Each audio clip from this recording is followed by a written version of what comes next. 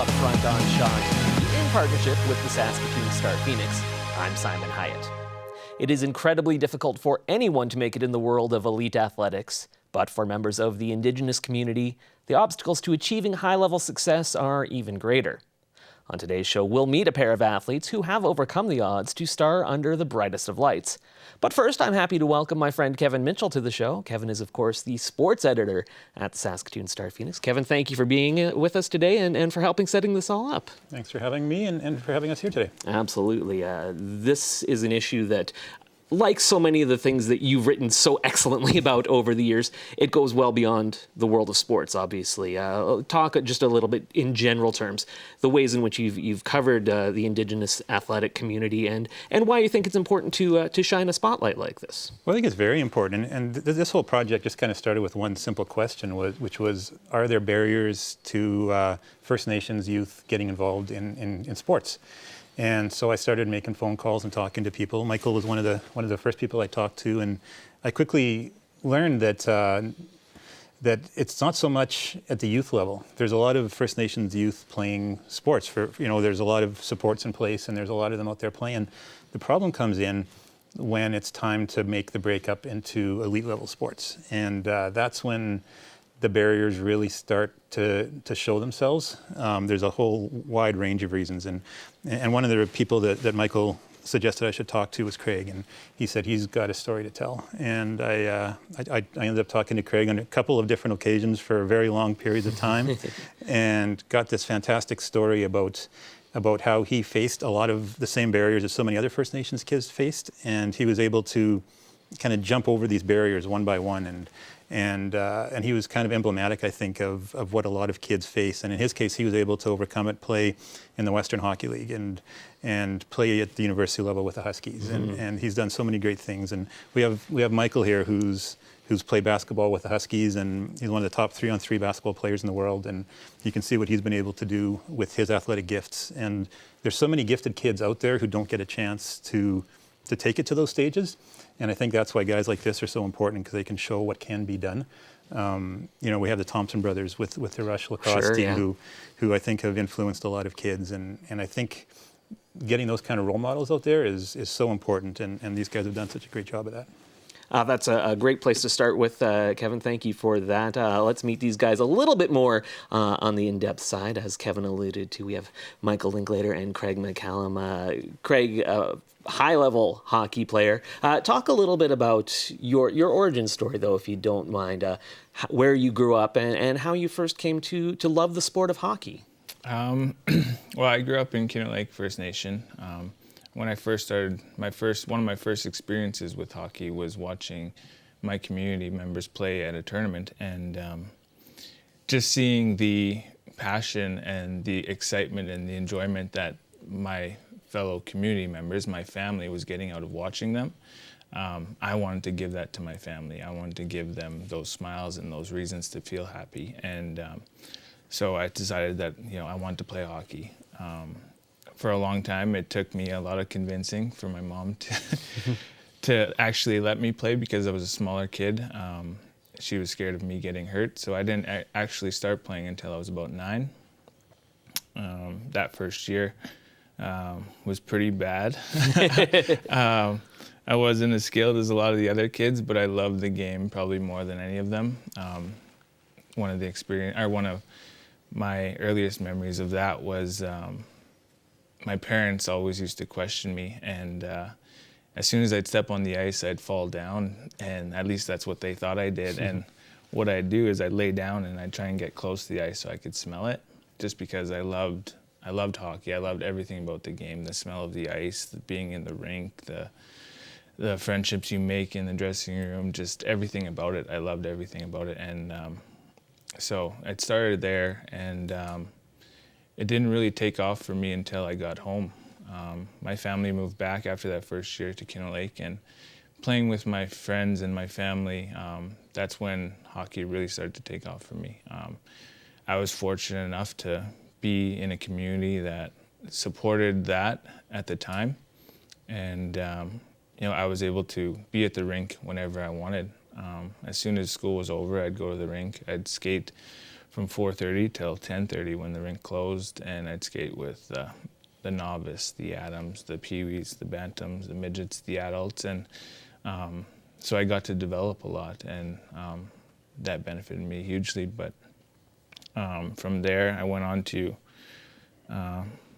play minor hockey in Meadow Lake, which was a struggle for my family and myself because it was an hour and a half away. And in order to play organized sport, you had to travel. So it was a huge toll on my family. But in order for me to get to where I wanted to be, that was something they needed to do and a sacrifice they needed to make. So from there, I went on to play midget AAA in North Battleford. Not the best years of my life, but a good learning experience, I think. And then I went on to play in Beardies. From there, I went to Edmonton and played with the Oil Kings for 2 years. Got traded to Prince Albert. After my WHL career was over, I decided it was time to get an education, and one of the best ways to do that was to use hockey as a catalyst to help me do that. And so I went and played with the Huskies and got an education. And when I was done there, I went and played pro overseas in Europe for a little bit and got to experience the world. And so I've been really fortunate. Hockey has allowed me to do and see a lot of really cool things and do things that a kid from northern Saskatchewan up in the bush might not have thought possible at some point. And actually, like when I was younger, I didn't think that would be possible, but it was a dream for sure. So. That's fantastic. I love what you said there about getting down close to the ice and loving the smell and the sounds of that. I think anyone who's a sports fan who grew up playing sports, for me it was baseball, just those things that are associated with it. That's fantastic. And you know, it's interesting you say you didn't really start playing hockey until you were 9. For Michael, you didn't really start playing basketball until, what, you were 12 or something? Yeah. Can you talk a little bit about your background, how you discovered this sport? And once you did, was it sort of a similar thing? Did you just love everything about it? Yeah, so I went to St. Mary's Community School, which is in the inner city of Saskatoon. And what happened was we had a fresh court that was actually paved and built in our schoolyard. And I remember when it was being built, me kind of carving my name into the cement while it was still drying. And I named it my court just by chance.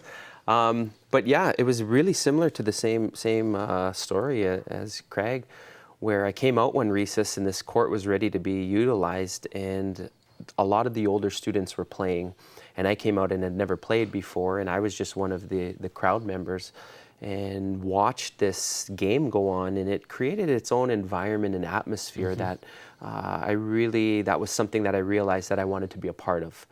And I said, I think this is something that I wanted to do, because some of the older kids were doing some pretty cool things, like in terms of the way they were handling the ball. And so I picked up the ball and I never put it down.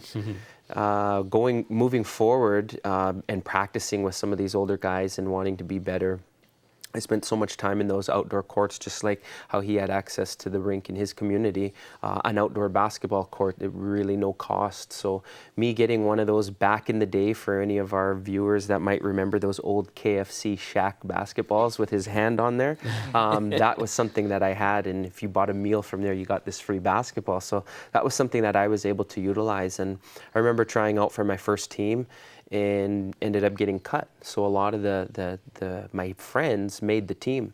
So again, yeah, it wasn't necessarily the greatest experience where I was instantly good at it. It took quite a bit of work. And me realizing that I wanted to make that team the following year. So even just chatting with the coach and asking what I could do to make myself better. And I remember that moment because he gave me a basketball out of his own car, and he said, here, use this to help your shot, and kind of gave me some pointers. And the following year I ended up making that team, and just kind of went with it from there. Set some goals for myself at a young age to, one, play in the States, play university here, as well as play professional, and 2, to play for Team Canada. So those are some goals I set for myself at a young age, and something that I realized that a lot of my friends, they started getting, I don't want to say worse, but their skill wasn't developing as quickly as mine. And I realized that it was a lot of the social issues that a lot of my friends were dealing with in the community, with addictions and gangs, the violence, stuff that's just very prevalent in that community. And my friends really struggled with that.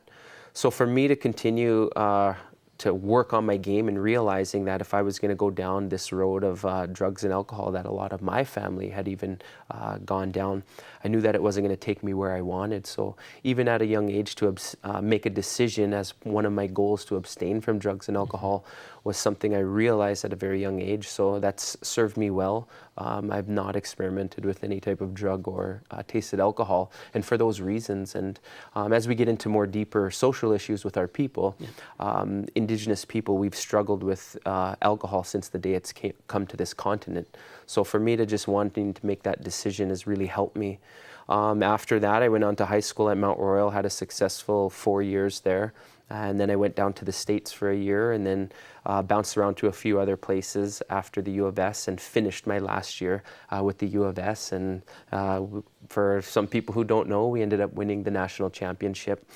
And after that, went and played a year in the International Basketball League, and for the past 6 years been on the World Tour for 3-on-3 basketball. And just this past year, it's been named an Olympic sport for 2020, and we were named the national team, so we'll be headed to the Philippines for the World Cup next month. That's fantastic. We'll talk more about that a little bit later on in the show as well. We do want to get a bit more into the issues that are faced by the Indigenous community, but just looking back on that Husky career, because I do want to talk about that a little bit. I was lucky enough to do the play-by-play for a lot of those games at the tail end of your career for their internet broadcasts, and man, oh man, you brought home the first title in the history of that program. Looking back 9 years ago, what do you remember about that? One of the biggest things of that season was, for me personally, was at the beginning knowing that it was my last year to be playing as a university student athlete. And I made sure for me to make sure that I enjoyed every single moment, every practice. I made sure that I was in the ice baths after that, and just really enjoying the time with the guys. But overall that season, the family that we created amongst each other as players was something that really stood out.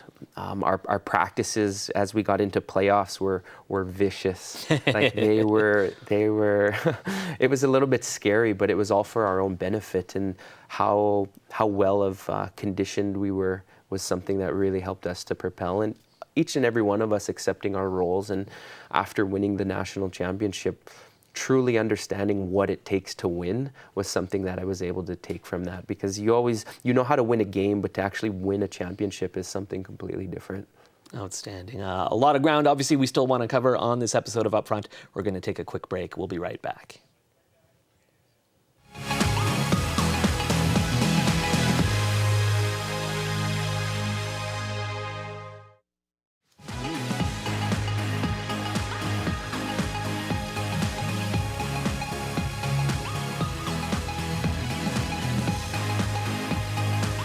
Welcome back to Upfront, joined once again by Craig, Michael, and Kevin, talking about Indigenous athletes and the obstacles that they face as they participate in sports. Craig, we're going to come back to you now with something we talked about in the first segment of the show, the obstacles that are presented with the nature of addictions. And this is something that you have talked about, something that you personally have experienced.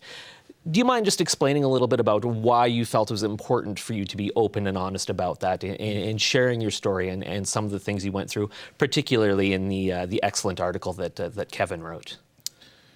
Well, for me, growing up on reserve and in the environment I did, there was a point in my life where I didn't really know anybody that didn't drink or do drugs or do both. It was kind of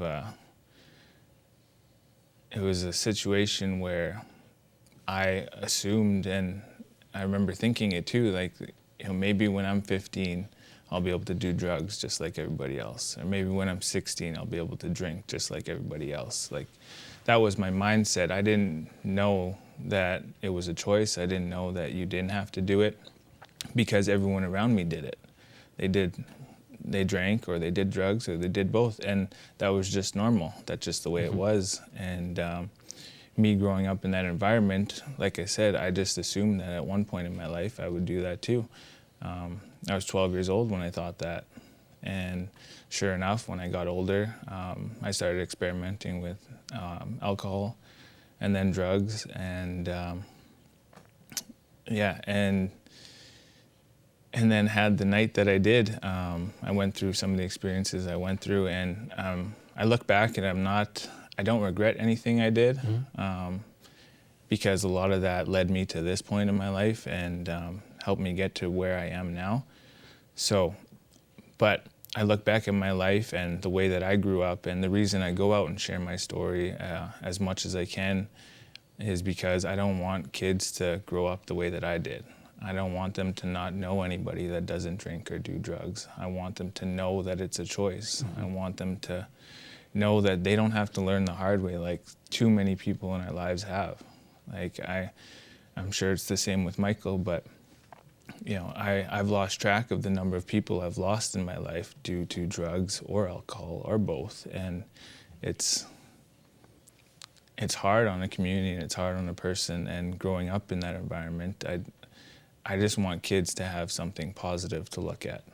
You know, and when I learned about Michael's story, it kind of empowered me, because I still, even when I quit, I didn't know anybody that didn't drink or do drugs. And then when I did, and I started making these healthy choices for myself, and that's when I started to realize that there are people like that out there, and they're positive people, and they're doing well for themselves. And you know, there's no mystery that it has something to do with them being clean and healthy and living in a good way.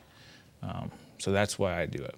That's fantastic. As we look at some of the other issues, obviously, that Indigenous athletes face in Saskatchewan, one of the big ones is obviously racism. It's a fact of life, unfortunately, here in Saskatchewan, and something that I know you've both had to deal with. Michael, if you don't mind, we'll talk a little bit about your program that you helped launch as partially a response to that, I guess, called Boys with Braids. Do you mind explaining a little bit about that? Yeah, so when I was younger, always having long hair, in my household growing up, culture and spirituality was a key component of our lives. So understanding where I come from as a young Indigenous boy was something that gave me something to be proud of. Mm-hmm. And so when I would go out into everyday life, mainstream society, I would start getting teased and bullied for having long hair and just wanting to be proud of who I was and proud of my culture. So to have my hair being pulled and to be called a girl was something that really struck a chord, like really deep inside of me, and it hurt quite a bit. And so I remember coming home and sharing with my mom that I wanted to cut my hair, and not because I didn't like my hair, but because I didn't like the teasing and the bullying. So for me to make that decision, or to want to think that I wanted my hair cut because of the teasing and bullying, my mom told me, she said, don't cut your hair. She said, when you get older, you'll thank me for it. She said, just please don't cut your hair. And so I agreed. And so I went through my entire life, even to this day, still go through those things, but I'm a lot different now than when I was as a child. But me starting my own family and having my own kids, and two of my boys, they have their hair long as well. And so they came home from school, and they were telling me the same thing, sure, that they were being teased and that they were being bullied. And it really hit me deep, because after all of these years, that the same things were still happening that happened to me, and now they're happening to my kids. And being a parent, you always want to protect and provide for your children. So with the explosion of social media and seeing that a lot of other peoples from across North America were going through the same struggle that not only I went through, but that my boys were going through, and realizing that there was no platform to give these young men a voice, or to even create awareness about the situation, or any education to the general public about the significance of why we as Indigenous men have long hair. So I launched the campaign called Boys with Braids, and it was an event, a gathering to help encourage young men to continue to grow their hair. Every day it's a struggle for them. I believe that when you're young and growing up, there comes a day that you face where you want to cut it. And again, not because you don't like your hair or you're not proud of your culture, but because of how relentless the bullying and teasing is. So the other thing was to create awareness that it is actually an issue, that young men are still going through this. And there's a lot of stories still that I see on social media where young men are cutting their hair because of the teasing and the bullying. And then the third kind of component of that was to really educate the general public about our traditions and our teachings and the significance of why we have long hair. So that was created. And throughout my basketball career, even playing at the university level in some, I'll call them hostile environments where we played in other gyms, you know, even hearing some slurs coming from the crowd about my hair, you know, was something that as I got older didn't affect me as much. But even, you know, throughout my entire playing career, it's been something. On the world tour, it hasn't been an issue. So things have been really well in that capacity. So. That's great. I mean, it's one thing. Racism in any form is clearly unacceptable. But it is sort of seems to be one thing when you hear it from the stands. I know, Craig, you've actually had to deal with it from your teammates on occasion. You know, the guys who are supposed to be your brothers there in the locker room. I mean, this is just remarkable that this sort of thing still exists on occasion. It is. It's you know, growing up, I was always told to, you know, that you're going to face this, you're going to face that, this is what's going to happen, this is the way the world is. My dad had gone through it, and he always tried to prepare me for what was to come, and he never prepared me for that. You know, I didn't expect that a lot of the racism I was going to face was going to come from my own teammates, from within my own dressing room, and it was hard. You know, to have your teammates talking about other First Nations people, calling them dirty Nietzsches or savages, but them think it's okay because they're not saying it to you. They're not referring to you, they're talking about everybody else. Well, those are still my people, they're exactly like me, how am I different? And when I was, one of the first times I experienced it, I didn't know how to handle it. I didn't know, you know, I wanted to belong to that team. I wanted to be a part of that team. And I didn't know how to stand up against it. And so I just internalized it. And that was during one of the hardest points in my life where I was still drinking. And to deal with all of it, to just let it all go, I thought drinking was the answer, and I would just drink more. And so it made it a really hard 2 years. And then, you know, I played with Beardies, and, you know, we're 80% First Nation, so we didn't experience any of that. And I had a really fun year, and it was a great time. And then I went to Edmonton thinking, okay, it's over, it's done. I'm not gonna experience it anymore. Like, these people are older, they're more respectful. And my first year there, I had the captain of that team. I had an incident with him that it still it was totally unexpected. You know, we were in the dressing room, I was just gonna tape my stick, and there was tape sitting in the next stall next to me, so I grabbed it, went to tape my stick, and he tells me to get my hands off that, you dirty Indian. And I was blown away that, you know, it was gonna happen at this level too. And yeah, and I was older now, and after experiencing what a good team should be like, or what good teammates should be like, and being a little more educated on my culture and how to stand up against it, I reached out to another player on the team, and someone that I considered a close friend, and then we had it dealt with. But yeah, no, it's crazy, and It's unbelievable. it still happens to this day. Like Mike said about the hair. I started growing my hair after Mike's story. He's a role model of mine. Absolutely. So I haven't cut my hair in 5 years now, and I don't plan on cutting it. That's great. So it's kind of but even playing senior still in small town Saskatchewan, I experience slurs coming from the stands and from other players. I've had my hair pulled a couple times too on the ice. It still happens, and it's alive and well. And you know, that's why I think, you know, Mike's initiative is really important and For sure. and huge. So We're getting a little bit short on time, and I'm sorry to cut you off at all there, Craig, but I do want to hopefully try and end on a little bit of a positive note, so I will just throw it out to either of you as we near the end of the show. If you had the magic wand, or even because there isn't a magic wand, what would you like to see happen? What do we need to do to remove some of these barriers that Indigenous athletes face as they hopefully make that transition to more of an elite level sport? I think, in removing some of those barriers where we kind of mentioned earlier that as you get into a higher level, that there is some support, because a lot of our people do live below the poverty line. So that is one of the barriers. But also too for, a lot of the non-Indigenous population to just keep an open mind and, to do their best to be understanding of some of the situations that some of these youth are coming from.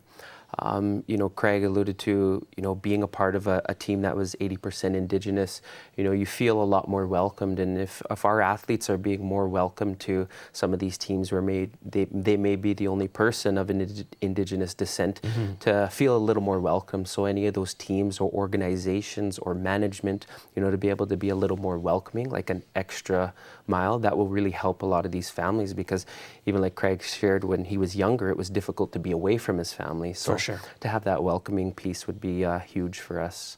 Absolutely. Guys, a half hour has gone by far too quickly, but it's been great to have you here. Thank you so much for not only coming here, but being so open and honest and sharing some of the experiences. And hopefully we're paving a way towards a brighter future for Indigenous athletes. Thanks so much, guys. Thanks for having us. Thank you.